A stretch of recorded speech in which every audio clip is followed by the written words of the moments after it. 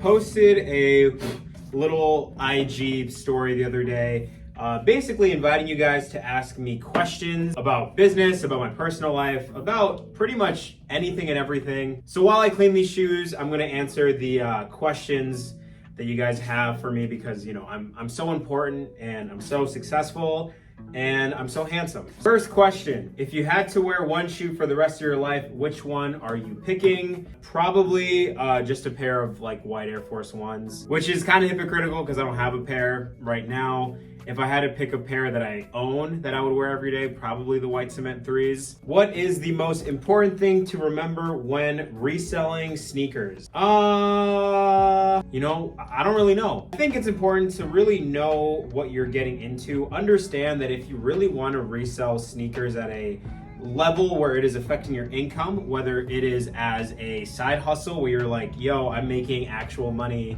every month, every week, from just selling sneakers, that you have to put a lot more effort in than what you think. I feel like people have this misconception on sneaker reselling and think that you can just, you know, hit on Nike sneakers app every week and resell that and make money. That's not feasible as much as it used to be a couple of years ago, simply because one, not every sneaker resells, and then two, it's very oversaturated. Like me, I go for a lot of raffles every day. The success rate of getting stuff for retail, it just doesn't happen. So I guess to keep it short, the most important thing about reselling is that it's going to require work. I know it's kind of generic to say, but I think people downplay sneaker reselling as this easy thing, and it's really, it can be easy if you know what you're doing, but if you're just trying to get into it, it's not easy at all, honestly. Next thing, what's your name and what is PB&Thrift? Does PB mean peanut butter? Okay, this, people ask me this question every day. I thought it was obvious. PB stands for peanut butter. It doesn't stand for anything else. It stands for peanut butter, as in peanut butter and jelly. So the idea behind PB&Thrift initially was we were going to be a sneaker store that also sold gourmet peanut butter and jelly sandwiches. It was basically a play on the success at the time of a resale store in Los Angeles called Cookies and Kicks. I don't know if they're still around, but at the time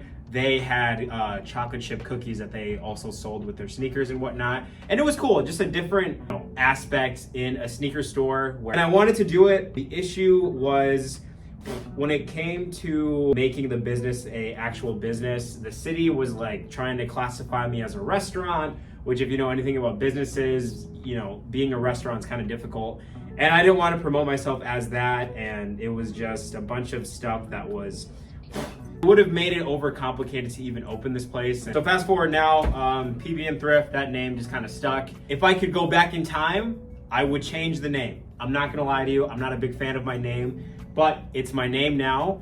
People, you know who PB&Thrift is and what the brand is and whatnot. So I can't change it. I don't want to change it because, you know, it's what this is around us, obviously. But if I could go back in time, I would change, you know, PB&Thrift to something else. Next question. When are you going to start hiring employees? You know, that's a great question. I get asked that question probably every day from people that want to work here. I don't blame you. It's a cool place to work. I'm not gonna lie to you. But one thing I will say is, I like working here. Like it is a business. This is work, obviously, but I enjoy being here. I like, you know, the grind, I guess, if you want to call it that. So I don't feel the need to have someone working hours that I like to work. We did recently hire somebody for Sundays. Her name is Audrey. She works here on Sundays, open to close.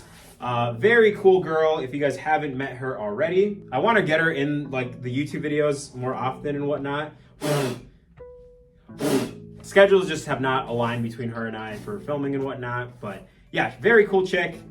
You will get to know her more as she works here more often. So to answer the question, when am I gonna hire employees?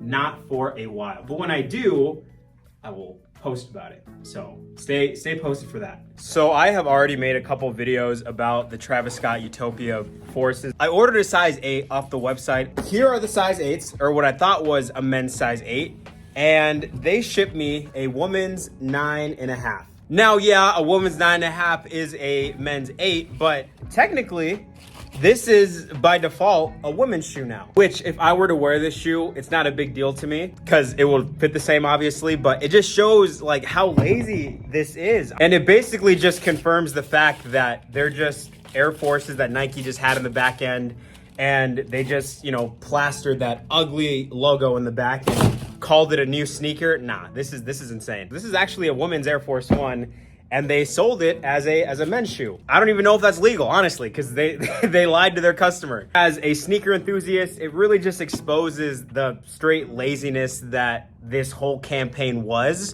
Travis Scott, honestly, this is sad.